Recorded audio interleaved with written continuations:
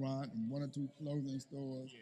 You know, the promise of 8th Street, that anything you need, anything you want, you can come outside, you can walk within that mile and a half radius Yeah. and get what you want. See, you saw that promised land, so you knew that it was easy to rebuild that because you saw that. A lot of people don't even get to see that. So let's bring that part of life too, because you saw the destruction of that. Yes, I was in 7th grade. I was in the 7th grade when that took place, and I remember sitting, I was in band class, matter of fact, Mr. Pine's band class at Stewart Junior High School. Okay. And we were rehearsing, and Miss Pettigrew came over the loudspeaker at the time and said, you know, that a disturbance had taken place and that we had to go home early. And as we left, we found out that Dr. King had been shot, and I don't think they had announced the murder or anything like that yet, his demise. But we were told to go home. And now, on the way home, you know, you go home as told, but as children, you're still going to do other things. You're Yes, going to sir. follow, you know, what's really going on and Right. so forth. Because this is your And neighborhood. it's my neighborhood. And so, you know, we know this neighborhood, so we're going to find out what's going on. And then we found out some disturbance was taking place, you know, later on down 8th Street and so forth. And we went for a few days, but, you know, I remember down at 7th and 8th Street, Northeast, that's where the Mortons was. And one of my classmates, Renner Marlowe, you know, went down there. And as the store caught on fire, you know, they remember he didn't come Hold on. The store caught on fire. The store caught on Okay, fire. Many okay. buildings were burning at the time. Got it. That's what was going on. And I think Morton's was one of the first of those, went you up. know, the K Jewelers, Morton's, and a few others. And, you know, he didn't come out that building as the building collapsed. He didn't come out that building. Wow. And his remains stayed there for about 10 years. And we told folks that he was there. He and was they there. they didn't believe us. Wow. You know, I said, no, he never came out of there. They saw him, they said, okay, they posted him missing and so forth. But they always said something else happened. No, we were there. We knew he was there, and he didn't come out of there. Wow. Brother, that energy from the smiles of knowing that you were a part of something, right? To the pain of knowing the truth. Yeah. For a long time, everyone blamed everybody else. Who did you blame? You know, people blame everyone else, but at the same time, I knew and I saw and I listened, because I worked in some of those places. Okay. You know, as an adolescent, I worked in some of those places. And I remember Mr. So-and-so say, you know, Mr. So-and-so burnt their shop. Yo. You know, and it wasn't just African Americans looting. Tell the truth, you know, brother. people need to be honest. It wasn't Yes. just African Americans. It were people who didn't look like me that were Yes. looting too. Yes. The only people who that I know that didn't were the Asians, that they was covering up their shop and trying to protect themselves and so forth. Yeah. But, you know, as far as other than that, you know, it wasn't just African American. And I don't believe it was just African Americans burning their places, because you listen as a kid, they talk around the kids. That's right. That's so right. we hear Yeah, things, yeah. and you hear Mr. So-and-so say, you know, Mr. So-and-so burnt their place. Right. You know, right, I think Mr. right. So-and-so did that. They said they was getting out of here and so-and-so. right. So they took advantage of it. And some of the we know same who people they end were. up, and some of the same people end up moving up to Pennsylvania Avenue. Yeah. And, yeah. you know, and I told Yeah. those stories, and other people told those stories, but they never wanted those stories to get out but so far. Right. Right. And right. some of those folks are well-known people that, Yeah. you know, that they didn't, you know, they probably didn't believe or didn't want to believe something like Right. that. Brother, I'm so honored that you turned that happiness. You didn't let it cloud the pain that you were feeling. You got to recognize it had to be a lot of pain knowing that the community that you love no longer exists. Yeah. But you turned that inside out. But And you began to work and bring that thing back to life. What was that like, trying to tell people, I know how beautiful this can be, work with me to get it back there? A lot of people thought, well, I was out my mind, you know, even the city, you know, Okay. nothing good could ever become of H Street, you know, and the whole thing was to, you know, begin that process. Yes. I remember looking at the whole Main Street programs at the time, and I thought that the Main Street program was a good model, and other people, including the HBCDC, told me I was out of my mind. Okay. That that's a suburban, that's a rural area project and program. And I said, but I like the bones. They have good bones. And if we capture those bones and we work those bones, then we can restructure something. Yes. And then as we got going, you know, we started, you know, working with Anthony Williams at the time, because Okay, Marion that was Barry the man. tried. Marion Barry tried. Yeah. Yeah. And John Wilson, they tried. Okay. But okay. it didn't go far enough. Got it. And many of the buildings lay dormant for some for 50 years, or Yeah. in disrepair for 50 years or more. Yes. And to me, it took Anthony Williams to come in, and when he was running for mayor, I went to him and I said, we needed, something to happen with A Street. He said, well, what do you want? Yeah. I said, we need a charrette because You had to know what you wanted. Yeah. Wow, what do you want? Yeah. And because you already had the vision and you were adamant about making a difference. I want to go back to Main Street because there are programs and you have been able to work within systems and programs. So let's talk about, for those who don't know what the Main Street is, because it's a national movement. Can you talk a little bit more about Well, what the Main Street program is a national movement, and it's basically dealt with around entrepreneurship, organization, design. It's a whole gambit. It's a whole structure of revitalizing neighborhoods. It's basically started in more of a rural, suburban area. Yes, sir. And you had very few that was part of a urban area outside of Boston. I believe Boston was the first one. And in D.C., Birch Road was the first one. Okay. And Birch Road. Okay. I looked at lists and I looked at the National Main Street program and tried to figure out which one better fit our need. I really like what lists had, but they weren't consistent in dealing with their structure, and they weren't as organized as the Main Street program. The Main Street. So working with the different programs. So if anyone is listening and you're in a neighborhood that you love and you believe in, I'm hoping that he's inspiring you to look within, but act outward. Act without those doors, and realize that hope is real when you put it to work. Right. So my question to you, brother, is: the government has an ear, the community has an ear. How did you bring government and community together to work towards bringing A Street? But the whole thing is, you told Anthony Williams that we needed to rest. He said, okay, it'll take time. I have to go in and blow government up to where it is. I have to restructure it because he didn't believe they had the talent and skill set to do what was needed. Oh, okay. Then we did a tour. Okay. We did a tour bringing the community together. Yes. And he walked A Street with us twice. Okay. And I remember him taking a potato chip bag at 8th and A Street, and he put a potato chip bag, a can in the potato chip bag, and he put it in the corner. And when he came back the second time, he said, apparently you guys not getting city services either because I put this here some time ago over here, and this item board over here sitting in this corner is still there. And it's still here. Okay. And so what we did, we organized in order to bring it back, we had to get everybody involved. Yeah. I mean, we didn't care if they liked you, didn't like you, or whatever. Right. Every organization, anybody who had a impact or had a stakeholder, stake in A Street, we wanted them involved. And we got them involved, but we ended up with over 500 people involved in the process. Where we walked the quarter, we walked the streets, we walked the alleys, we walked in cubby holes that people probably never walked in.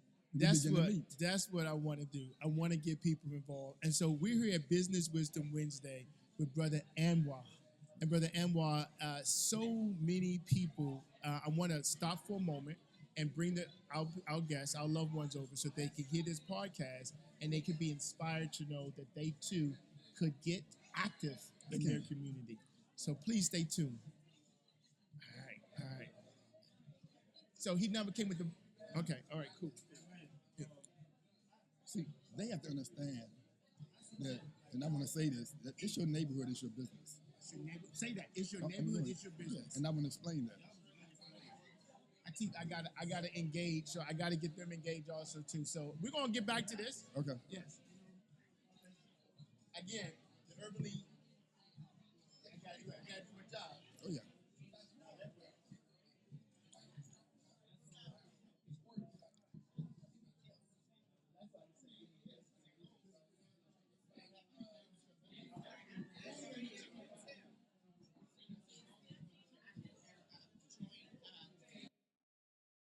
I'm really honored to be here with, hey sister, how are you? Here with Brother Anwar Salim.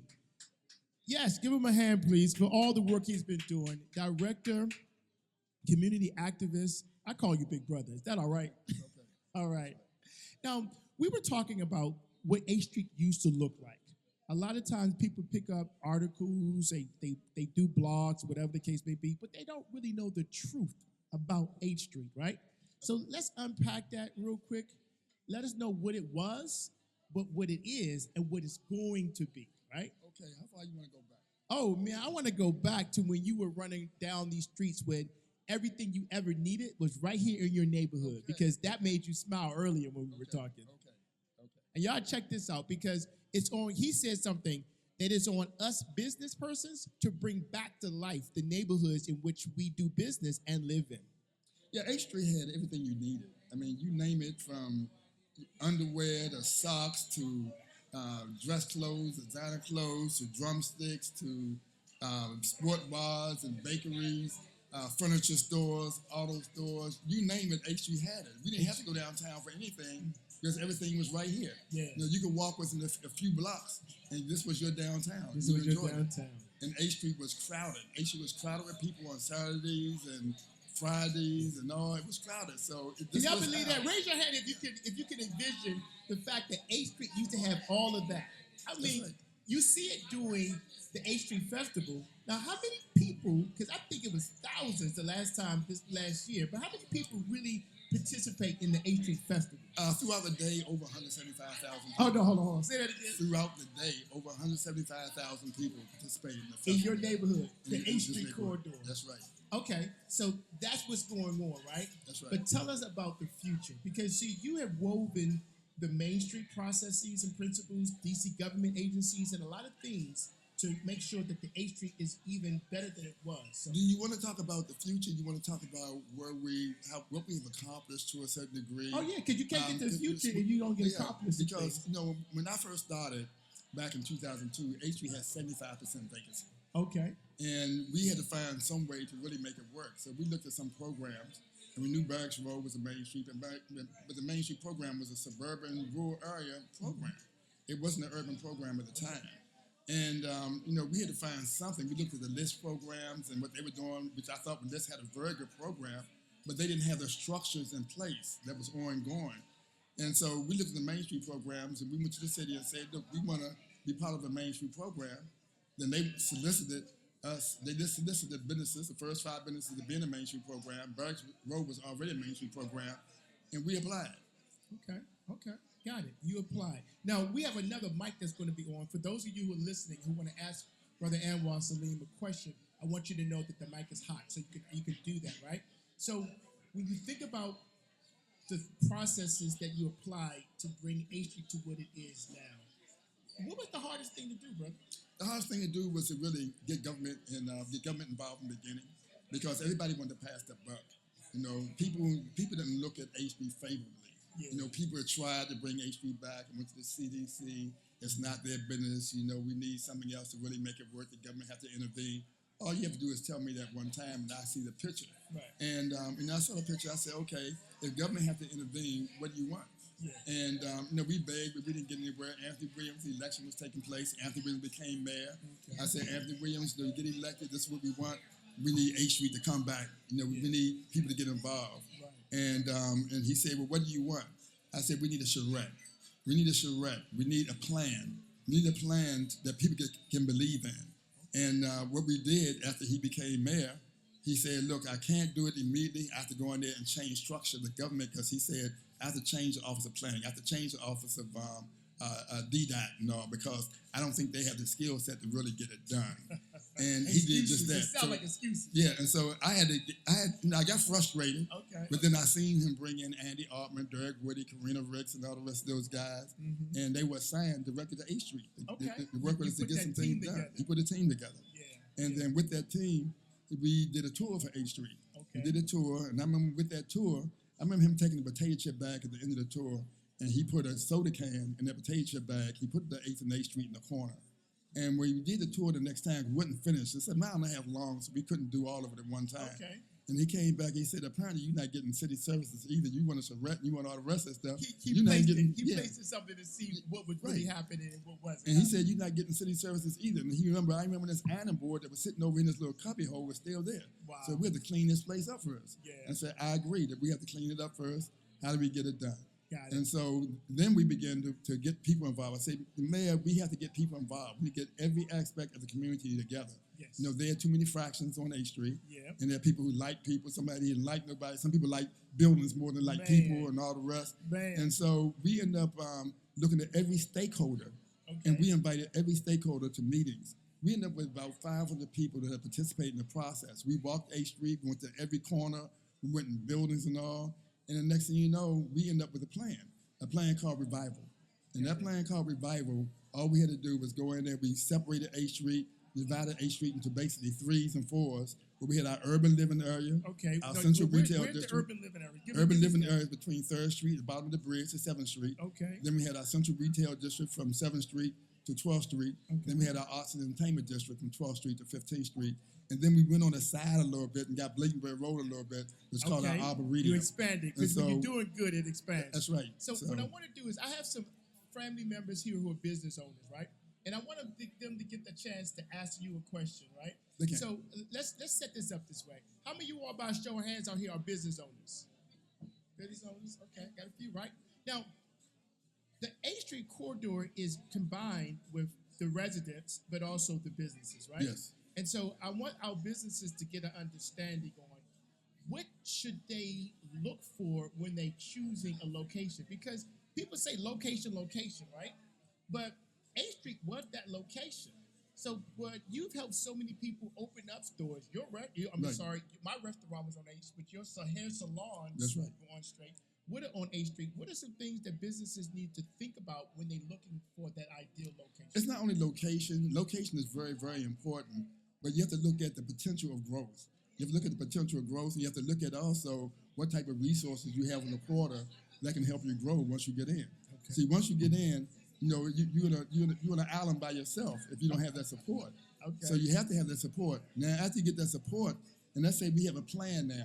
Now, you can't take a plan and just walk away. Right. You have to be able to get funded and manage that plan. Okay. And if you can't manage that plan, everything disappears because it takes a while before that thing becomes substantial. Okay. Just like once 8th Street got going and so forth, and we got all these accolades and so forth, the best up and coming quarter in the country, hippest in the country, and all the rest. Right. And we got all these accolades, but we couldn't be successful and rest on our laurel with the accolades. And everybody thought we had arrived. Okay. And, even we thought, okay, we bit the bullet, we done more than anybody else. Right.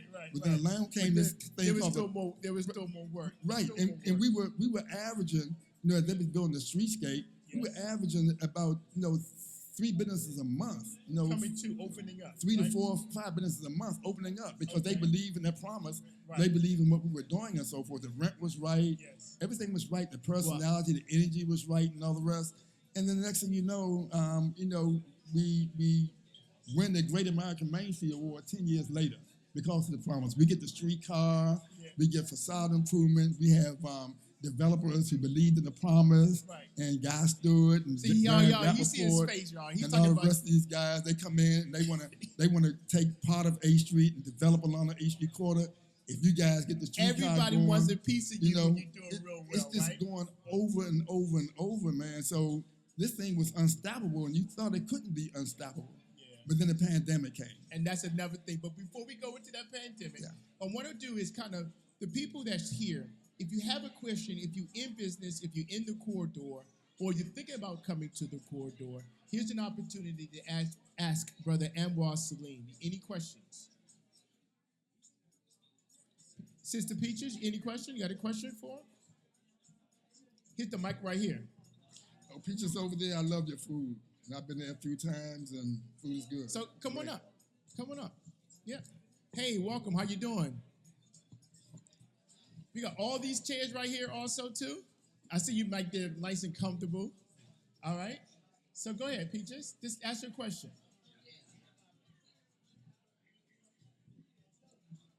Welcome, you all. Thanks for coming. Okay. Just ask your question. Yeah. So, Brother Anwar, I know this putting you on the spot, but you've helped so many businesses. So we have this other mic.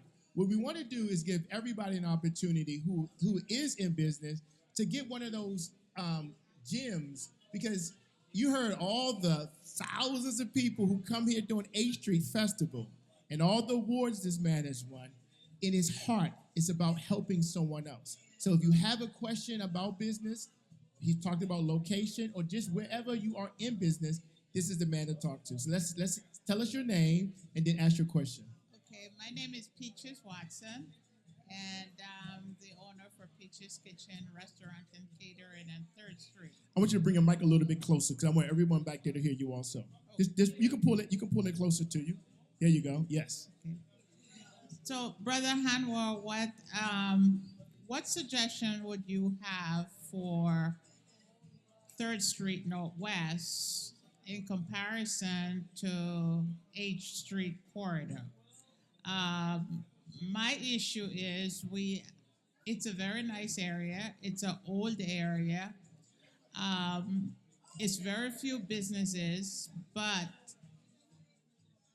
how I've been trying to get the few businesses that are there together, and some of the things that to highlight Third Street, I have been trying to see if DDOT could do more lighting so that the businesses that are there are more visible. So how would you go about trying to attract someone? We have had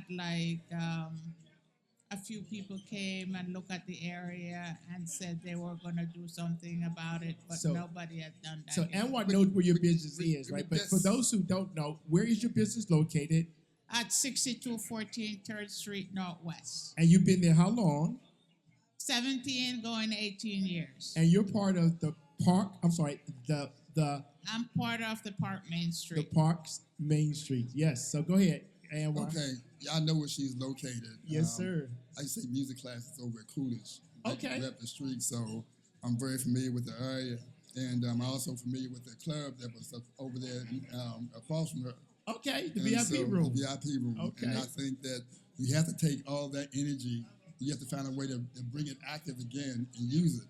The VIP room have to really work with the businesses, right in that Okay. area. Okay. And y'all have to piggyback off each other. As they have their customers can come across the street and all the rest. You have to find a way to get over to the schools to get more customers. But one thing that she mentioned about lighting, we went through the same thing on H Street. Okay. We had DDOT and other folks that come out to talk about lighting, and they brought these little scales out, and they measured it, and they say, you guys have very good lighting and so forth. But yet, if I go to half a block away, I couldn't see nobody in the dark. Is So it like I that knew on something your- was wrong. Yeah, I knew because- something was wrong with that. And Because customer would say, we didn't know you were here, but people are passing every single day. Right. And in the nighttime, it's very dark. I mean, you have the vegetarian cafe, you have Lovely Lady, and you have the VIP, and you have the Aroma group. But at the same time, I was trying to petition Metro at one point to bring back Metro on 3rd Street because that's something that if you get off the train at Tacoma and customers know that they can get on a Metro that is passing 3rd Street, right. they would bring more businesses to 3rd Street, the businesses in 3rd Street. And as far as I did my research, Metro used to be on 3rd Street. did. And then That's they correct. moved So- to 5th Street That's correct. in front of So Coolidge. Anwar, how does the Metro play a part of, or how does the Metro impact the businesses in our corridors? Well, really, you have to talk to your city council. Okay. You have to talk to the leader of Metro, the director of Metro, and their department, and you also have to talk to DDOT. Okay. So you have DDOT, Metro, and your council member, and the ANC. The ANCs have to advocate. I think they should advocate for what you really want. You want more businesses, service in that part of the area. Also, I think that you have to find a way to lighten it up. If the city don't light it up, ask them to give you a grant so you can light your building up. Okay. Everybody on their block should be lighting their building up. With creative science. So people who drive past, they can't miss it. Yeah. So let me ask the question again, right? Because I know that, and you see how he's saying it's important for our businesses to know the government agencies, right? And when it comes to the Metro, but how does Metro really impact the she's at the Parks Main Street, right? Right. But how has the Metro impacted the 8th Street corridor? Oh, very much. Look at the 8th and 8th Street. Good or bad. You look at 8th Street. That we have a strong crowd. We have another strong crowd at 12th and 13th and 8th Street, 6th and 8th Street. Those are our strong crowds and so forth. When you have ridership, that's what they pick off and they go. Some of them walk. We also have the streetcar also. So we have a combination of two transportation systems, including the cars, which is the third. And then you have the walkable. It is a walkable area. So we're not impacted like they are. I mean, Third Street is not impacted like we are over here on 8th Street. So you have to do something a little bit differently to bring people there. You have to begin to have some events. Why not have some block parties? Have some Why not block have some parties. block parties? I you know, love that. I love over that. there. Just Yeah. have some events over there. If the city, if the city don't help you bring the people there, you bring the people there. bring the So people we have there. some events.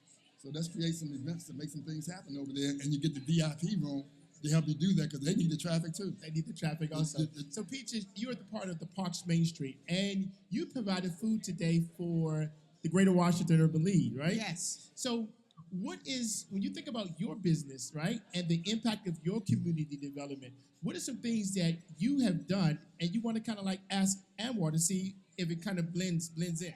Because I want to make sure that while we have him, we get everyone in here an opportunity to ask that, ask that expert the question. He's the expert. So let's go ahead and ask him because we want you to be in that space. How many years you done so far? It's to finish 17. We need 17 That's a more. long time.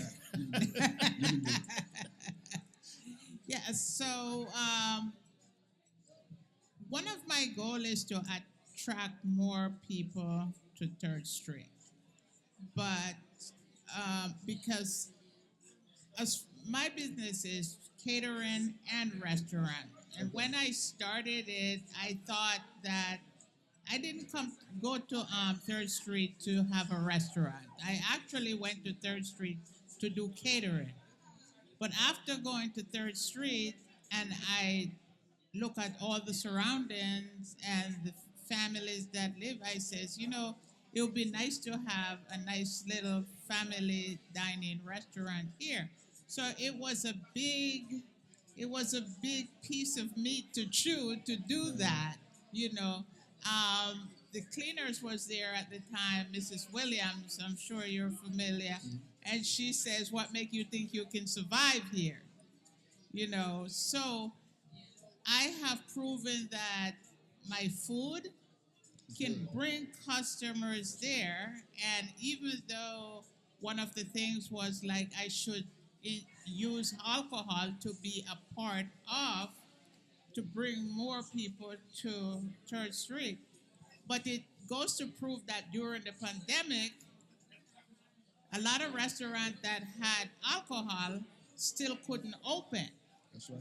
And I was able to survive the pandemic with just good food. And his food is really well. So for the years to come or whatever is down the line, one of my goals is to see that little part of 3rd Street become more vibrant and more be able to, everyone passing can see. They have no question. Once they get to North Dakota, they know that little businesses exist there. One of my dream was like having a big television like up on the ceiling where Okay. you can't miss. You can't drive by You but see can't Peaches. miss. You That's what cannot something to miss. create a sign. Yeah. Now, Create a sign. it's like, Yeah. so it draws, attention. So, Mr. Anwar, what it would be the first thing to do in order to bring more attention to 3rd Street? I would do events. I would do a patron's card to a certain degree. Okay. Let's say I have the Main Street program, and they was to give you a grant. The grant is good. It go one time. But if you do those things on a card, and you give out cards, and Furard happened to buy one of those cards or purchase one of those cards, and they help put money on those cards, that's what those people come to your business over and over. Okay. Love it. All Love right, it. you understand? Let's say Yeah. you get a $2,000 grant. Yeah. Instead of giving that $2,000 grant just to give it to it, put it into a business that attract more people, a card system that attract more people, just the peaches. You hear that? Just the peaches. Yeah. So Okay. now you have a card system where people That buy man is into the good. I card, told you he good. and they can renew their card, and then they come to you. When they come in, they have money on their card, they come to you. Okay. And That so encourages- they may, and they're gonna- they may get a discount. Yeah. And they're not gonna come by themselves either. Right, Right. right. They're gonna So bring somebody where with is them. your restaurant located again? 6214 3rd Street Northwest. And how can people reach you if they want to get some of the best Jamaican American food in town? Well, I have an online ordering service, and I also, you can reach me at kitchen.com, and you can just Google me. Okay. I pop right up. All There right. you go. All right. Well, thank you, y'all. Please give her a hand. Let her have some birthday events there. Let's get some birthday events there. You hear that? You hear what he just said? Let's have some birthday events there. That's what we need to do. Get some people who have birthday parties. Let's go to Peaches and celebrate birthdays. Oh, Yes. Like our birthday persons here are here. So our next person, I want to invite everyone to get a chance to ask Brother Anwar. We're also a real honor today to have Mr. Washington. Mr. Washington is director of the Parks Main Street. The Parks Main Street, like 8th Street Main Street, has a lot of support in so many ways. So that seat, brother, what I want you to do, put your mic on if you don't mind. T, you have the we're fine. You can just speak right into it. It's fine. All right. So can you tell us who you are and what you do? Because you're now at the Greater Washington Urban League also, too. Well, listen, I'm honored to be able to be on the program with you, Brother Tate, and Brother Anwar. He is the guru of Main Yes, Street. he is. This brother is on national videos for the Main Street America, which is a national Come a program. little closer so I want everybody back there to hear which you. is a national program. But I'm Edwin Washington. I'm the program manager for the Parks Main Street, which is now very happy to be a part of the Greater Washington Urban League through the Entrepreneurship Center. We help small businesses. We look through the league now is help businesses thrive. Okay. Now, you have some money. Like Anwar just gave a great idea of putting that money onto a card so that the customers are like reusing and using it and interacting. Can you talk about some of the grants that the Parks Main Street provide, and how do we, for those who are in that corridor, how do we, access that money? Well, our grants are going to be announced in about a week or so. They are going to be specifically, as with all main streets, with the grants we give through the Department of Small Local Business Development, is for a designated area.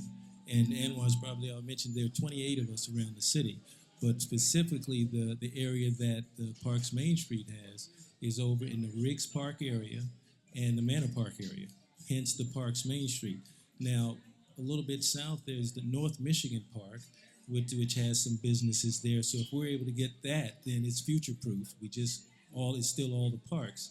But we help small businesses. And so that area, then over in 3rd Street, where the sister who just came on before me, Peaches Watson, she's over in Manor Park.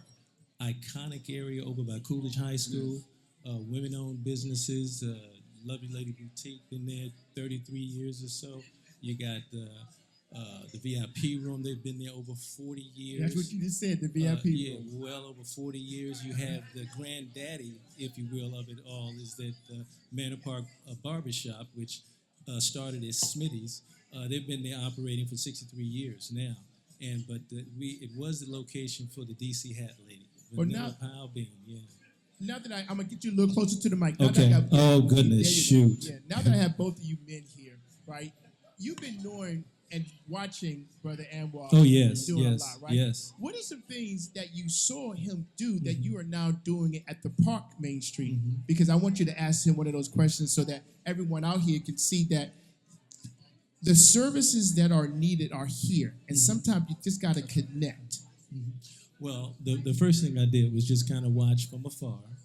And you know that. It's about a couple of years or so, just to kind of watch how he was interacting with people, how he was comfortable with people, how he knew things about people with the businesses, and they were treating them like businesses, family.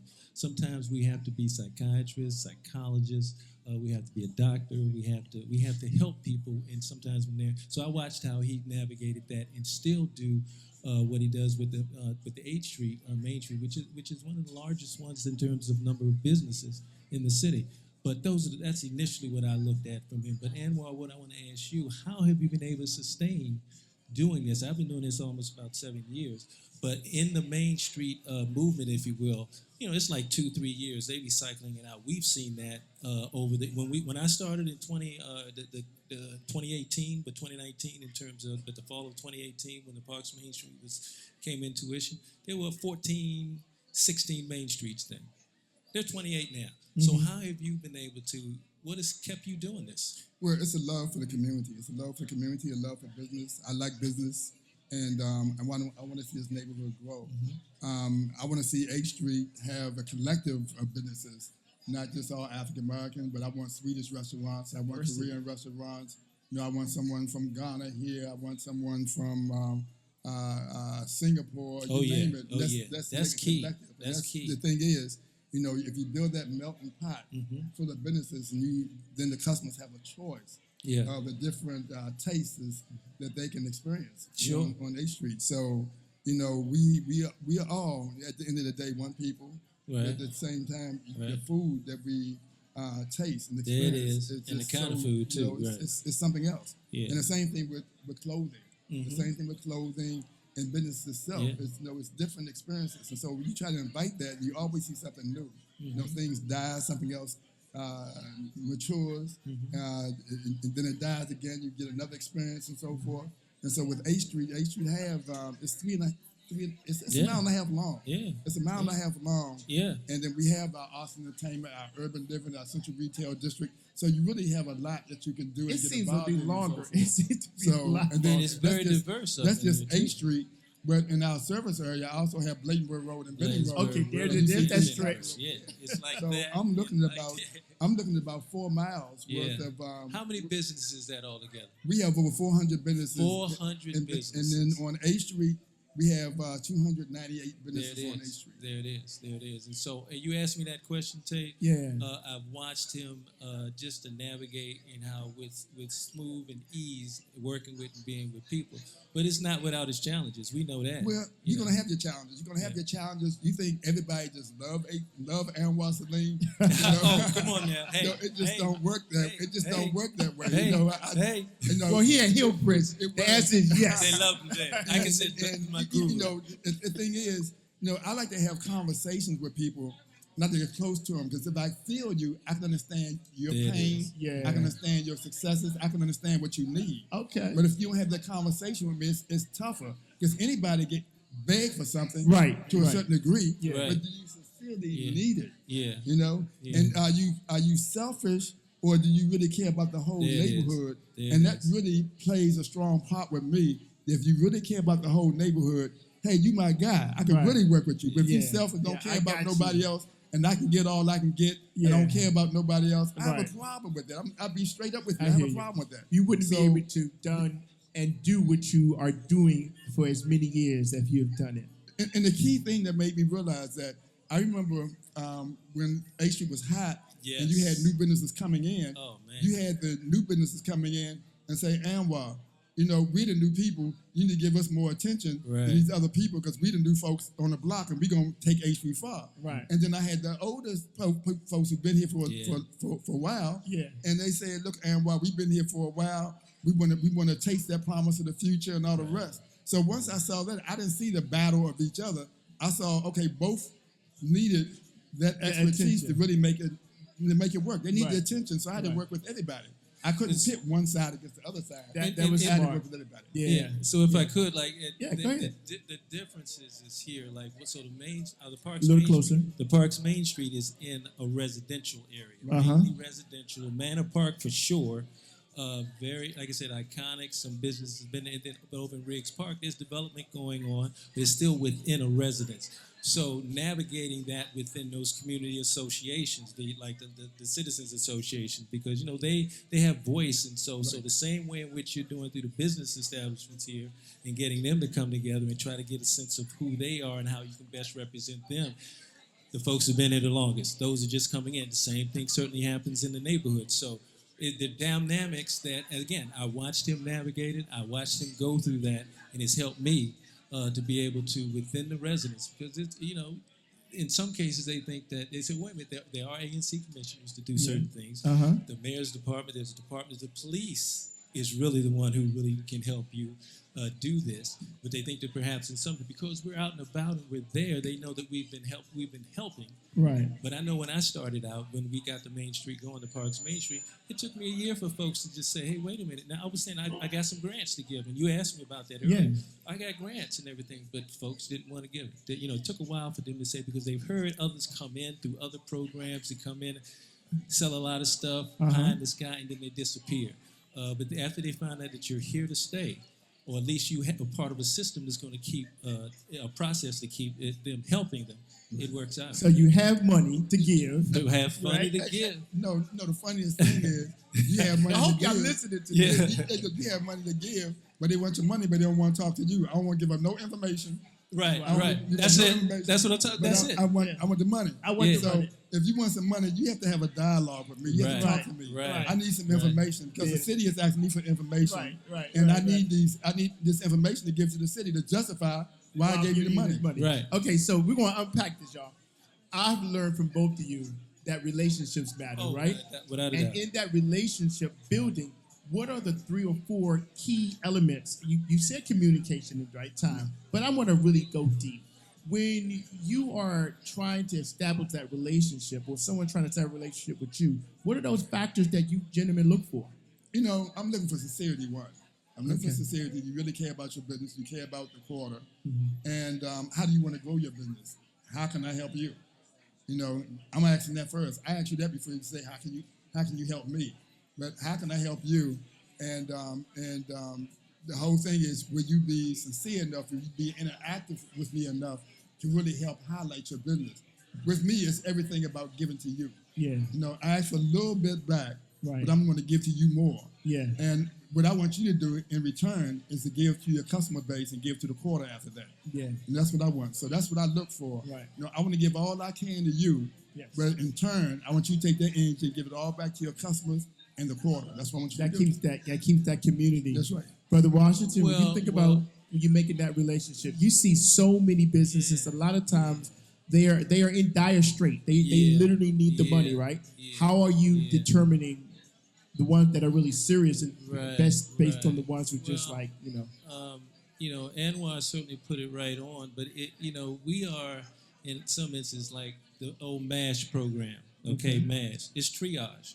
We're going to look at, and it's funny. I took CPR training today and defibrillator training, but it was 4 hours too. That was great. It was really good. It's triage. So there's some businesses that they might not have worked with you for whatever reason. Some, business owners and entrepreneurs, they're proud. They don't want you in their business. And if you're an immigrant or something like that, not saying anything's wrong, but you're not trying. This is your baby. But that's where it can be a challenge because we're not able to find out how we can best help that particular business. So They gotta it's open like up. that. Then you have the businesses that are just like they see it, they committed, they're in there, their stores being broken into, their employees, maybe not taking care of the cash register the right way where it doesn't add up or anything, but the business owner, he or she is the one that said, those challenges are there. Yeah. So we know that they're committed, we're looking to help. And then you have those businesses that have been around for a while. They're ready to scale. They're scaling, but they just need some help to know how best either marketing. It could be with having products that they might put on the shelf. Where you've counseled some folks on putting their products on shelves and everything, or doing something like jerk sauce. Miss Peaches there, jerk sauce and calypso sauce and everything. But the main thing is they have to put skin in the game themselves. So I'm looking for people but I don't mean looking for people, but when we come in to see how best we can help, we're going to look to maximize the dollars around a business that has a more likely chance of succeeding or expanding out. But if one is on life support, and it's going to be tough. They it's going have to be tough, but committed. there is opportunity. There is money there. One of the things that the Greater Washington Urban League is doing, especially here today, is this opportunity for us to get to know each other. We call it human bingo. And how many of you all have one of these? Who You has have the? one? Who has the? Yeah. Okay, got it. I want you to, again, while we have both of these gentlemen, Mr. Washington, are you good on time? Yes. Okay. Oh my goodness. You sure? You good? Oh no, I blew that. It's good. You It's good? Yeah. Okay. What I want you to do is, these are opportunities for you to meet one another, right? But while I have these two gentlemen, I want you, if it's possible, if you have any questions for either of them, please just come and shout it out. Any ideas? But I also want you to get an opportunity to tell us what your business is. So if you don't mind, Yeah. let's Let's come on. Who Yeah. want to come up and say your business? Yeah. we're gonna turn that mic. We're gonna turn that mic over. got?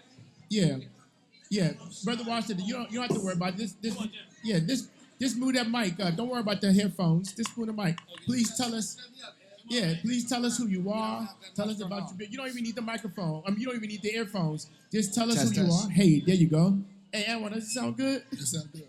So tell us your business. Tell us your name. Then tell us your business. Yeah. So right now, so I'm Jimmy Williams. I've been in the DMV area for 3 years, and me and Welcome. my business partners have an online platform where we're trying to match home sellers and real estate agents. And, it's an idea where the agents get to bid on that property before you release your private information. So Wow. we're really trying to do our part to cut down the spam in the real estate space.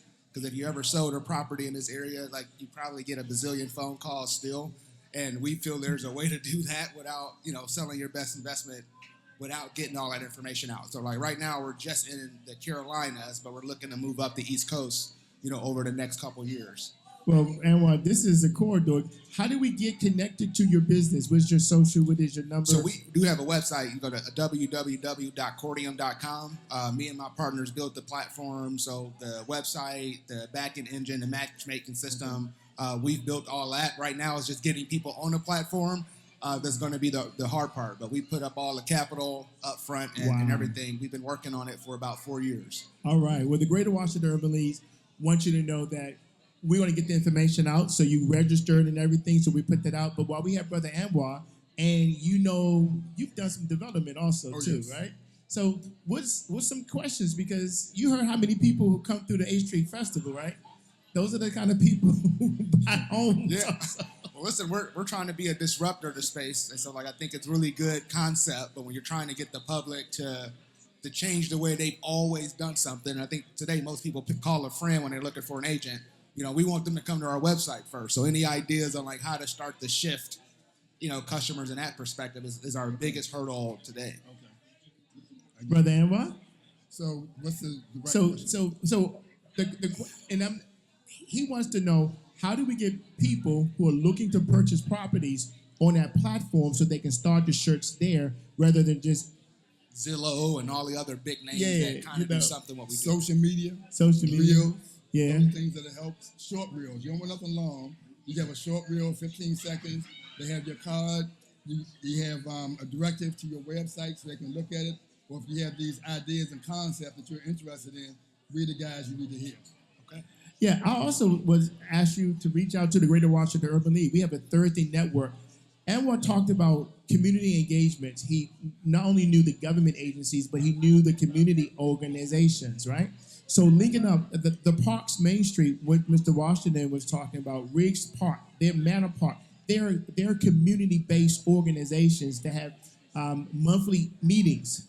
Imagine you on that platform at one of those community monthly meetings, letting people who are 20-year, 30-year homeowners, but know the neighbor who's about to sell, know that this is a different way to start that sell or buy process. That's fantastic. Again, that's the benefit of it. You set your own commission rate up front, so there's no surprises. And I think with all the real estate changes, we're hoping that, we can save agents so much money on the back end because we're not collecting a percentage of their interest. It's a flat fee, and then they're going to pass that on to the home sellers and maybe sell a house for 1% less. And so it's a win-win for everybody. That's the plan. Workshops. And workshops, yeah, you got to teach people. You got to teach people. Workshops. I like the workshop idea. Yeah, got to teach people. So let's give my brother a hand. He's a business owner, what it's all about. That seat is hot. Who's going to get on it next? Because our goal is, we have this human bingo, right? I want you, is anyone who, my sister, come on up here and tell us who you are.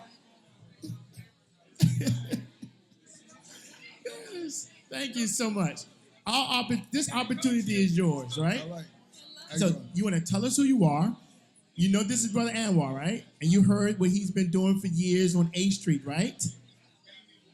Okay, well, okay. Well, tell us who you are. Tell us the type of business that you have. And then we're going to see, and everyone else out here can see what we can get to do. What can we do to help you get your business to the next level? Thank you. Sounds good. Yeah. Okay? Bring the mic a little closer to you. Yeah, absolutely. Hi, everybody. My name is Thais Hernandez. Thais, okay. Pleasure. Good to meet you. All right. Tell us about your business. Yeah, so I'm a leadership coach and mindset expert.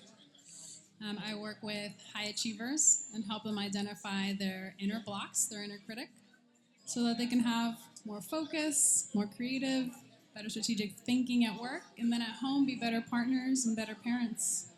Wonderful. Y'all hear that, right? This is what this human bingo is about, for us to get a chance to know of each other. For those who are ready to level up and get that coach, how do we reach you? You can find me on LinkedIn.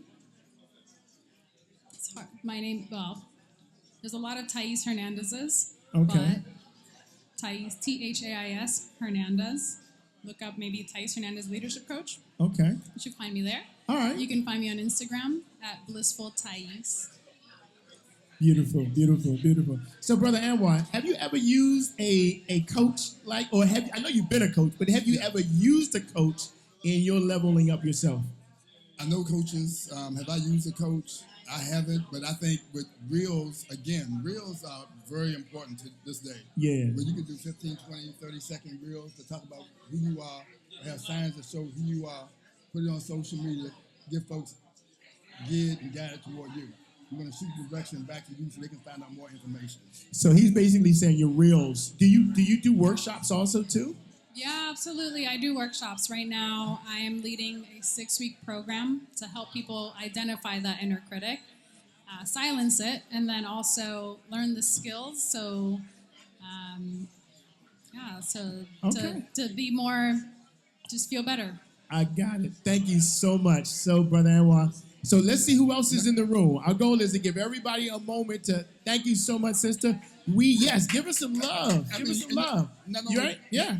The seat here. Not only that, you may have some businesses who are high achievers and they may need that coaching. They do need the coaching. So you may want to go talk to business. Let's have a business sit down. Let's talk about some of the things you really want to accomplish and so forth. That's what it's about. And we got that one piece that'll take you over the edge of where you need to be. I hope you're hearing that, right? Because there are a lot of businesses who, like you just said, just need somebody to help them get to the next level. So we have another brother at the seat. Tell us who you are, what you do, and how we can reach you, and any question you have for Brother Anwar Salim.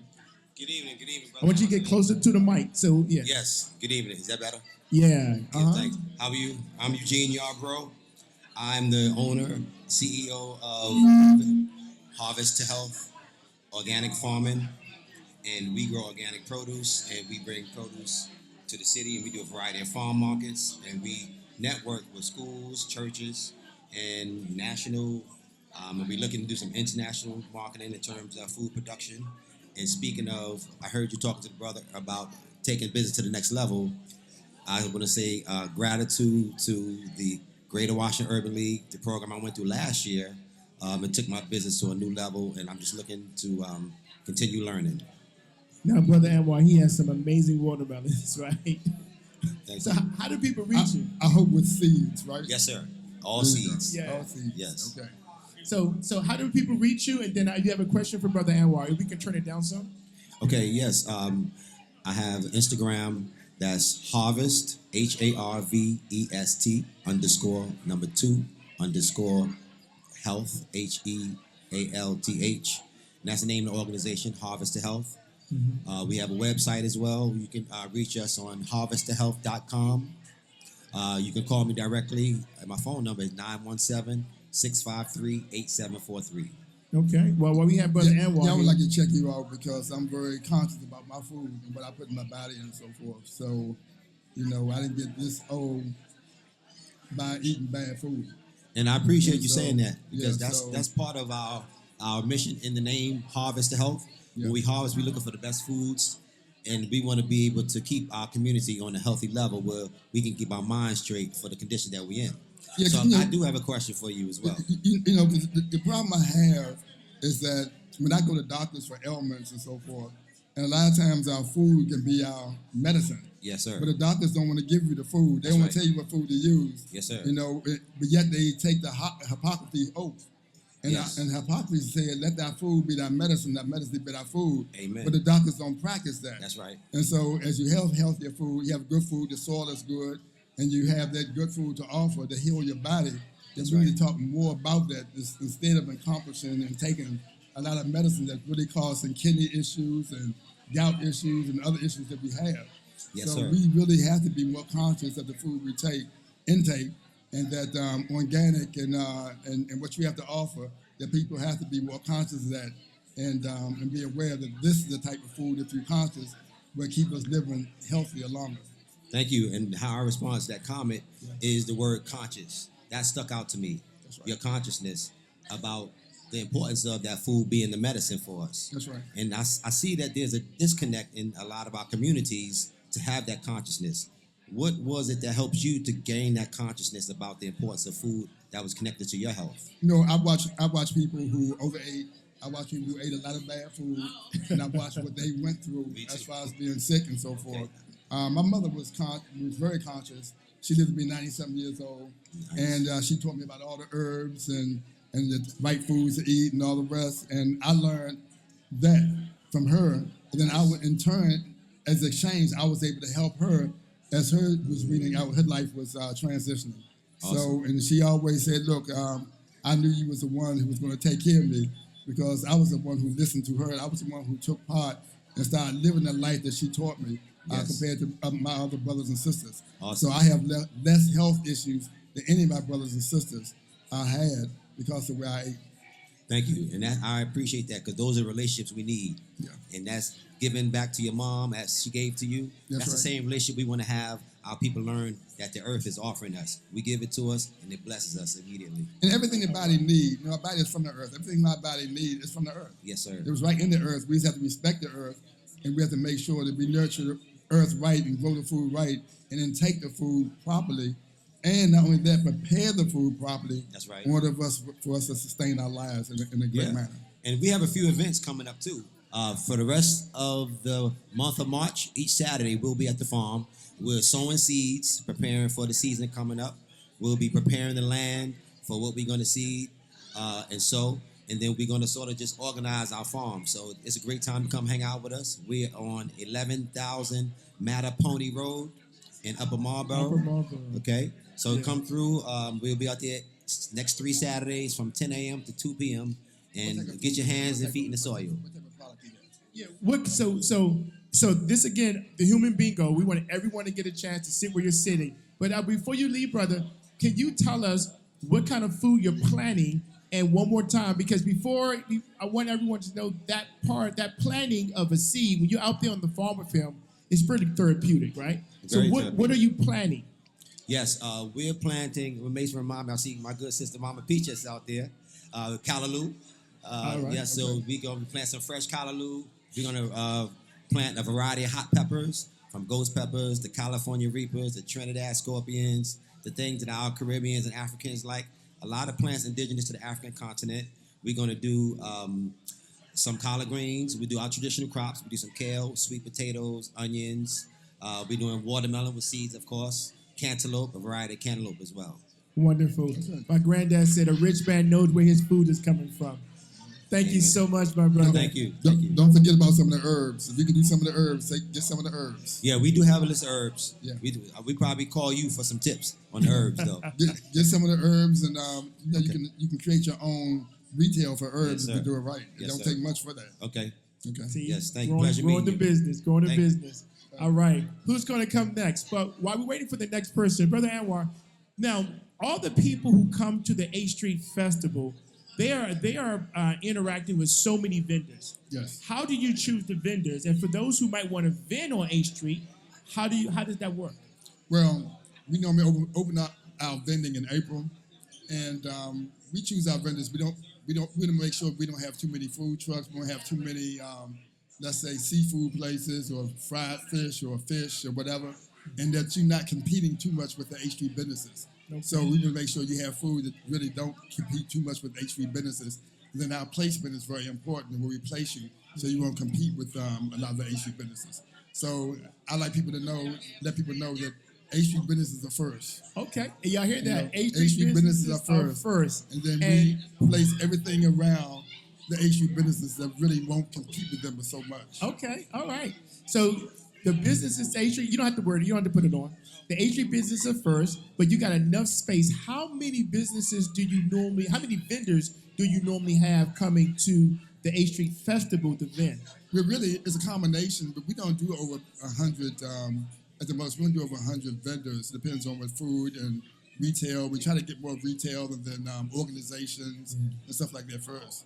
All right. But those are things we're more so interested in anything So else. people who are interested in vending for 8th Street Day, it starts vending opportunities start April. How do they reach you to get on the list? www.8streetfestival.org. Got it. I hear that. Now, we're blessed to have another sister, Sister Wood.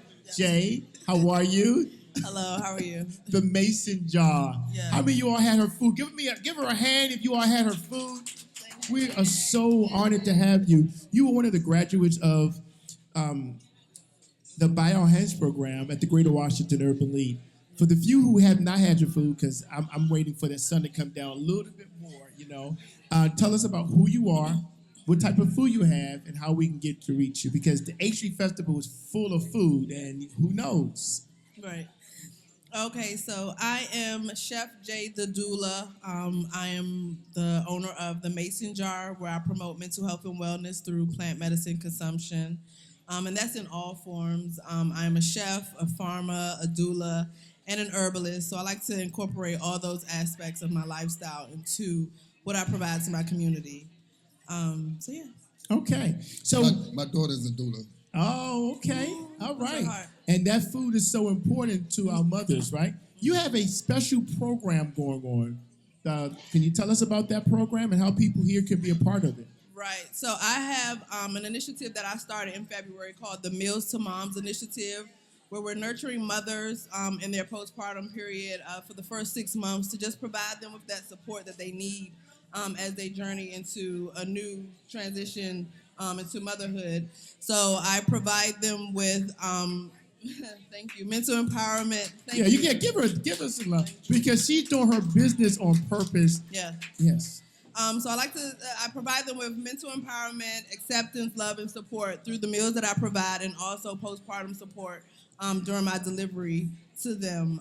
So I have moms where they're struggling with lactating. So the meal items that I provide support and promote lactation, and I'll go there and make sure that their baby is latching correctly and things of that nature. So that's what the Meals to Moms Initiative is about. And if you would like to support, I am accepting donations. This is a community funded, out of my pocket, out of the pockets of the community, to provide these meals to moms, because a meal plan is one of those things that we in our community deem as a luxury, and it's actually a priority. So I want these moms to be able to get these meals without any worry of whether they can afford it or not. So I've just decided to start it and hope to gain traction and the support of my community as I go on. If you want any more information, you can meet me at my table, and I have more information to share. Now, Brother Anwar, you got to have some of this food. This food is really well.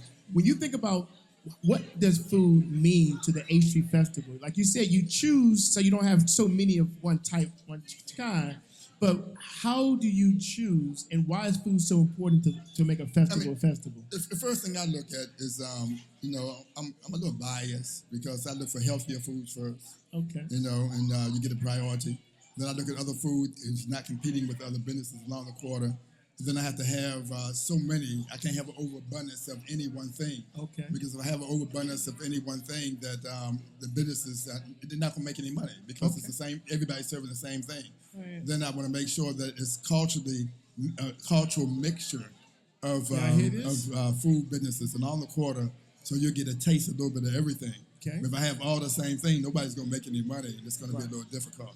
So people come to the 8th Street Festival because of the food, because of the experience that they have from the restaurants, and because of the clothes and retail they can purchase. Okay. So it's a combination of things they come to 8th Street for. It's that balance. It's not just that. It's that balance. It's not just the food. It's the experience. It's all about the experience. Got the experience. Now, when the women get the food from you and you bring in that food, tell us about that experience also that you create for these women who are taking care of their babies and you are helping to take care of them. That experience is full circle for what the Mason Jar stands for. I get to deliver these meals to the moms and come inside their home and get to survey, how they're adjusting to motherhood. Because postpartum, that's a big thing that we try to look over a lot in our community. So, for example, one mom, she was 2 weeks postpartum, and through text, it's like, I'm okay, I'm fine, I'm doing good, everybody's adjusting. But then when I drop off, I'm able to talk more and get more information. And she says she's breastfeeding, but she's been having some discomfort. So we were able to sit there for about 30 minutes, and baby was ready to eat. And I said, go ahead and latch baby and let me see, what this latch looks like. And we adjusted the latch in less than 10 seconds. And she was like, oh, that feels so much better. So, like, to have that and to be able to sit there and converse with her and, like, just get the mental part, because her birth didn't go as planned. And, like, we, just to talk and just allow her to let that out. It's all about what the Mason Jar is about, because that, again, that encompasses everything that I do. Through the Greater Washington Urban League and the connections that I've made, I was able to get my perinatal mental health certificate, which I'm studying to test for now. Yeah, give that to her, yeah. She's doing the work to grow her business. And I recently got my breastfeeding peer counselor certificate. So now I have the opportunity to go inside of WIC offices and work to help promote these moms. So I can do it for myself and also join the organizations in the community to do it for them. So that's been the most rewarding thing, to be able to sit there and really give that support full circle. I love it. This is amazing because, years ago, that a lot of this was passed down. Yeah. And then we lost that. Yeah. We got educated, we got too much education. We got disconnected. And we got disconnected. And we lost that. So, this is a reconnection of what was practiced many years ago. And believe me, everyone in every culture looked to us for that. As a matter of fact, our sisters fed other babies. Right. And because of that expertise and so forth. And so now, that I'm glad that you are doing something like this. I like my daughter who's doing similar thing. And so but you have taken the extra connection with the food and so forth, because I think it's so important. When our businesses are on purpose and they are connecting to the people, how did that feel? Right, Jay? Because the reality is, a lot of times people think, well, I get in business to make $1 million. But you are in business to impact a life that is like touched every time you walk in that door with food to feed. When you say that, it makes me think about, I most recently traveled to Ghana, and that experience was life-changing, because I didn't go, I traveled with Brother Kojo, Eugene of Harvest to Health.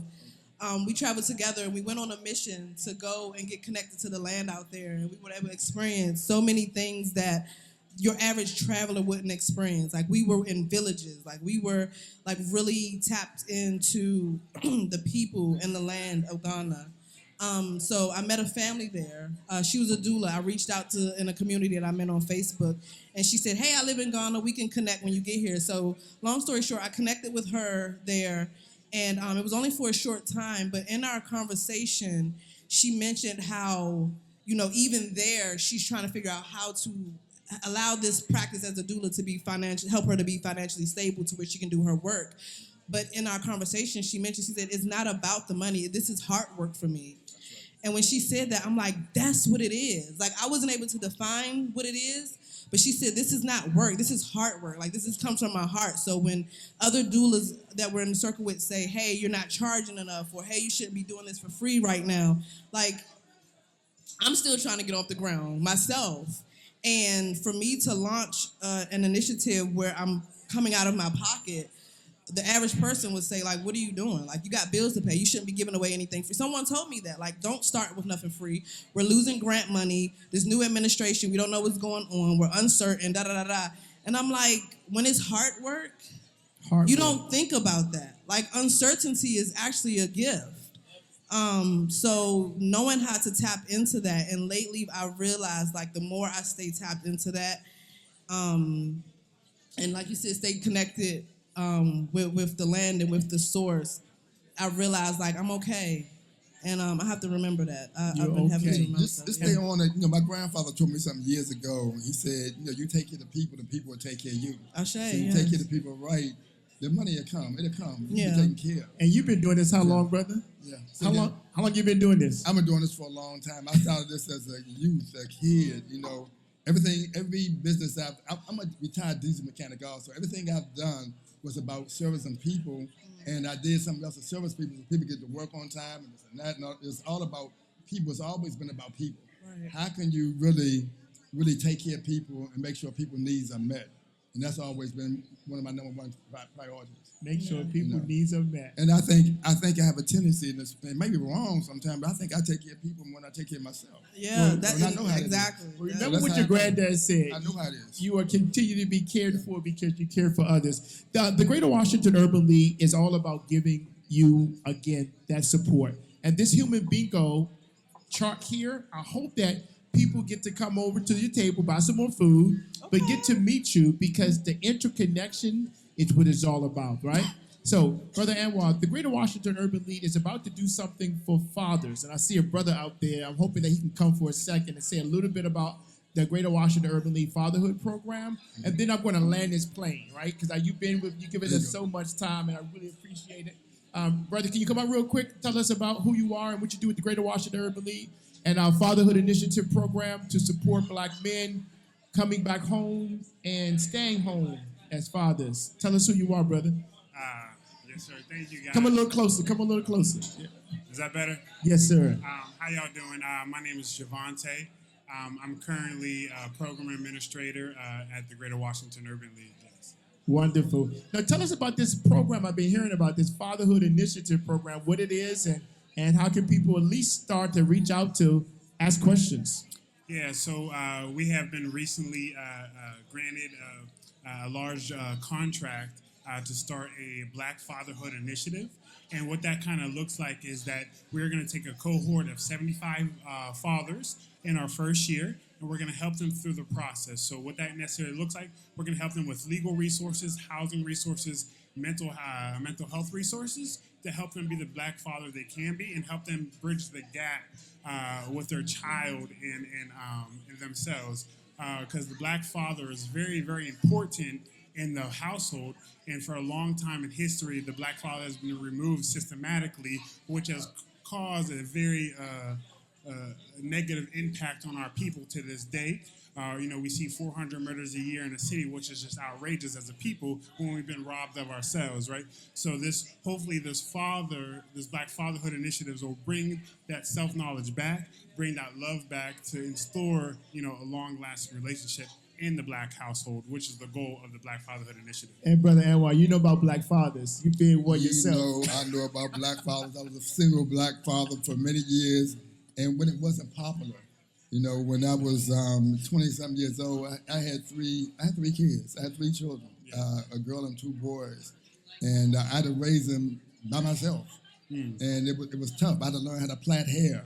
I had to learn how to bathe them and all the rest. I had to learn how to take care of the legal responsibilities, and I had to go to work every day on top of that. Yes, sir. So it wasn't easy.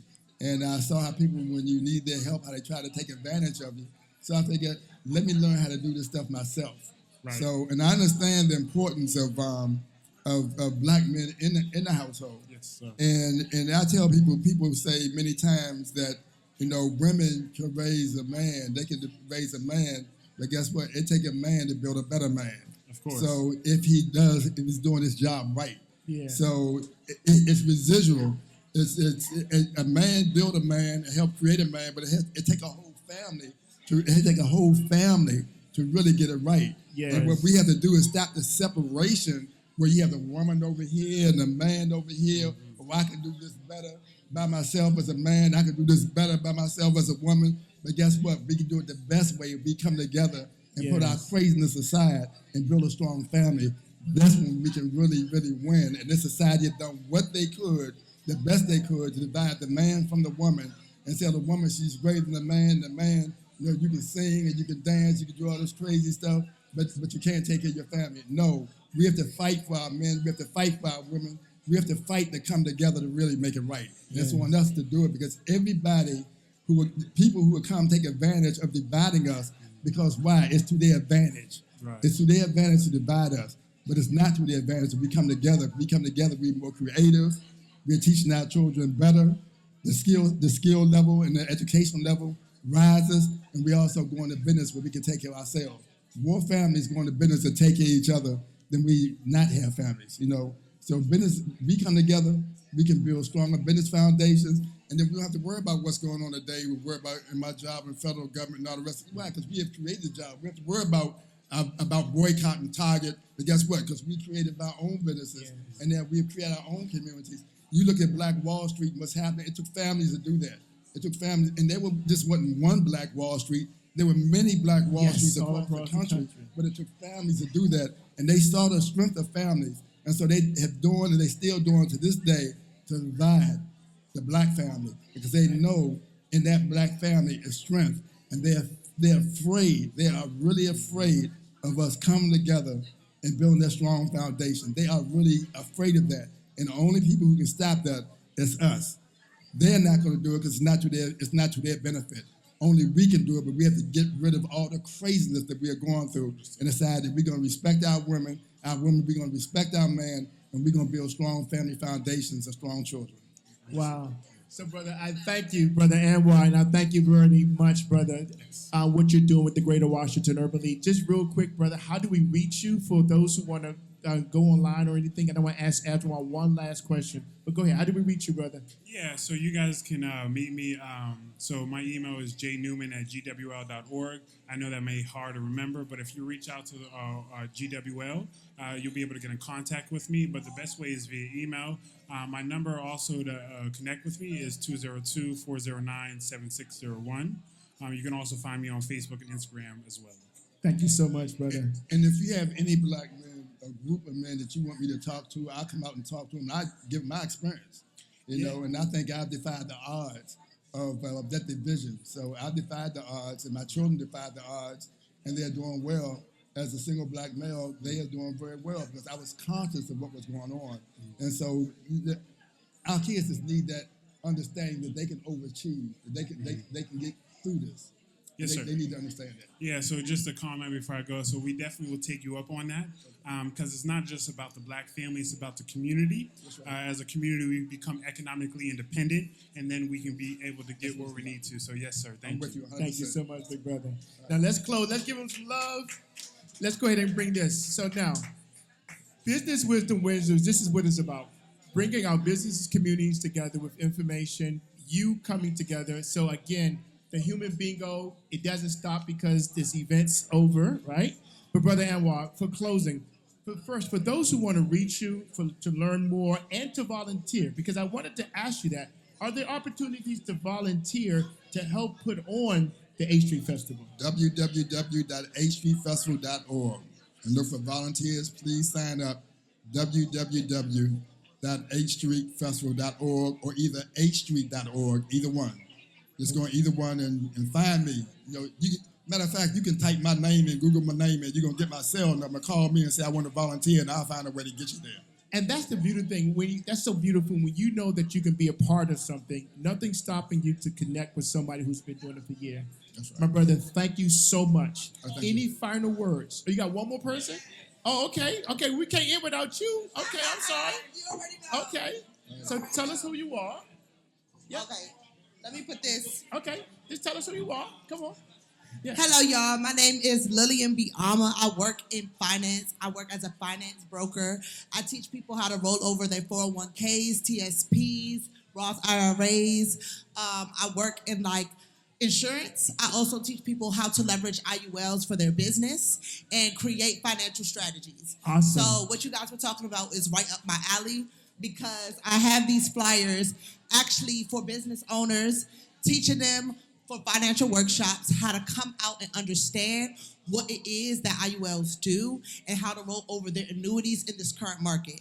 Like you just said, with the Doge and Elon Musk erasing a lot of public initiatives, a lot of people in the government are afraid. Yes. They don't know what to do, where to go, how to leverage their finances. And as you can see in the last 30 days, we've lost trillions in the stock market. So what we do is move over those monies that is leveraged in the stock market to safe accounts. All right. Yeah. All right. See, we have a lot of everything here. My sister, thank you so much. One more time, how do we reach you? You can reach me at Miss Melanated on Instagram, on really all platforms. We are called The Monetary Mentality, so we're thinking monetary. Like we said, we need our own financial independence, so that's what we teach on. Awesome. So if you guys I'll be right around. I'll be talking to everybody. So if you guys have any questions, feel free to ask. I do also host a podcast myself, Awesome. talking about financial freedom, financial education, and there will be a big launch within the next 2 weeks. So, Awesome, fantastic. Welcome home, sister. Thank you for coming to Business Wisdom Wednesday. of All course, right. thank you. I appreciate you guys have been hosting me, and I appreciate this event. Thank you, guys. Thank you so much. So, Brother Anwar, thank you. Got one more? Yeah, come on. We're going to get everybody. Everybody, great. Please do. Okay. And so this will be my last, brother. Thank you. You've been so gracious, brother, just to be. I gotta put this on? No, you don't have to put it on. Just going to get you the mic so we can hear you. All right. Please tell us who you are, what type of business you have. Okay. Very sound like Michael Jackson now. Okay. Just come a little closer. This is Shark Tank here. Okay. Okay. My name is Jeffrey Johnson from Rochester, New York. Uh-huh. And I'm not a business person, nor am I a speaker by any means. Okay. But I do have a Put the mic a little closer to you. Yeah. Yes. So I do have a provisional on a suitcase called Snooze on the Go. Okay. And it's a video. It's just 2 minutes. Can I show it? Well, it's going to be hard for everyone to see it, but if you can tell us about it and tell us where can people go and get information about it. Well, right now, it's in the process of being, a prototype. Okay. And it's a carry-on suitcase, which looks like this. Okay. You can see it. All right. And just a quick little. Well, I want everybody, before this brother leaves, to come see the video because Right. I just heard Brother Anwar. I want to say it was Southwest. Somebody you got to No check luggage. your luggage. Yeah, your luggage, right? You got to pay for luggage in Southwest. I told now. folks it was coming, man. It was coming. So it's a carry-on suitcase with a 6-foot bed and 34 inches in width, and it meets the standards 22 times 14 times 9. So I was able to manipulate the math into it. Okay. And it has a pillow and it has like a half-inch mattress, and it was approved by the FAA. I think that's what it's called. And then we have a larger version for Greyhound Amtrak that's like 7 foot, and they have This brother is an inventor. Yeah. So one more time, for those who want to reach you, I want people to use this human bingo and meet you. Right. But how do we reach you to get more information about your luggage? Just go to www.com snooze on the go.